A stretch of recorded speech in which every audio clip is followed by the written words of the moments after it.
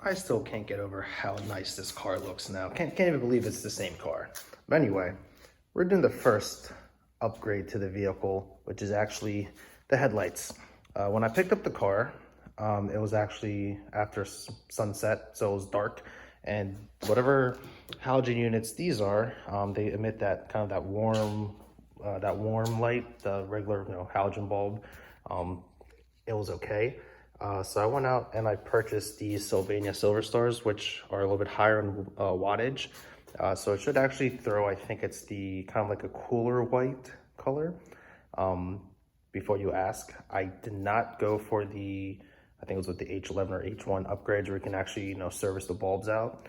I really don't plan on driving this car at night too much. And if I ever needed to use the headlights, it's going to be because I'm leaving early in the morning to go to an event and the sun hasn't risen yet. So that's the reason why I didn't feel like going full, or even full LEDs. I really don't care much, and also wanted to keep kind of the period correctness of the vehicle with the design.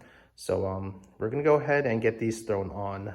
Pretty simple for the most part. There's plenty of videos out there on the how to, but basically what you're doing, each side has these little Phillips heads for the surround here. Once you pop it off, there's a little retainer ring, and then that comes off and this whole unit comes out. So I'm gonna go ahead and get these popped off and check in a little bit. Here is the headlight shroud, 2 bolts on each side, just Phillips heads. Exposes the bulb itself, and you have these little retainer screws, 3, I believe there's another one down here. Yep. Once you get that done, this basically just pops out.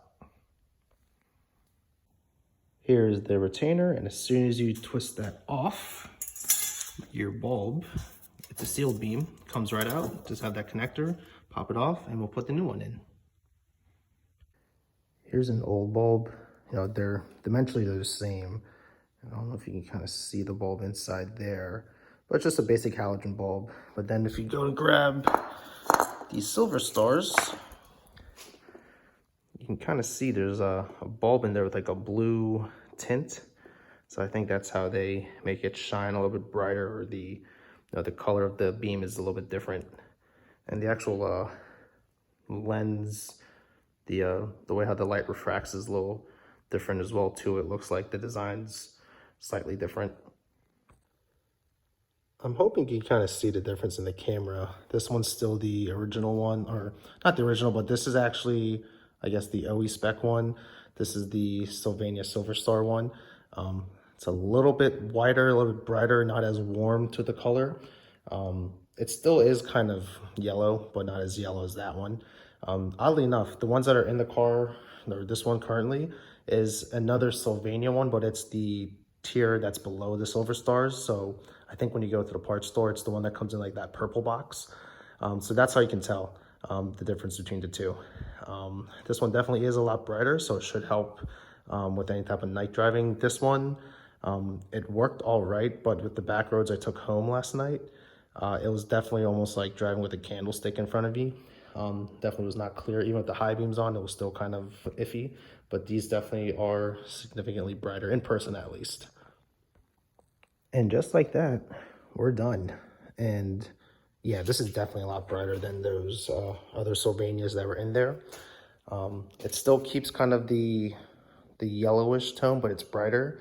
So again, if you want to keep the retro period correct look, this is definitely the way to go. And speaking of period correct, the only tool I needed to get this install done, Phillips head screwdriver and my hands. That was it. And yeah, very simple. Yeah, I would change these seal beam bulbs any day versus getting a bulb out of that thing. So yeah, that is part number 1 of the pile of parts I have for this car completed.